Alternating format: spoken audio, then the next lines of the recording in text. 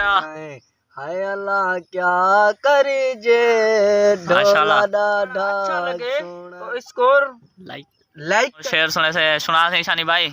आखिर तुम्हारी सज्जन होसा वाह वाह। बेपरवाही। अस्सलाम वालेकुम गाइस, मैं हूं मोहम्मद काशिफ। आप देख रहे हैं मेरा YouTube channel Mohammad Kashif Saraki vlog. तो आज आए हुए हैं हम खेतों में।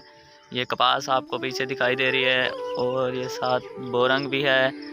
और जो है ना, मैं उर्दू अभी बोल बोल कर कुछ सीख रहा हूँ आप दोस्तों के लिए, क्योंकि ये ट्यूबवेल है और मैं जो है ना अभी काम से नहीं आया हूँ, अभी फारिग से हूँ।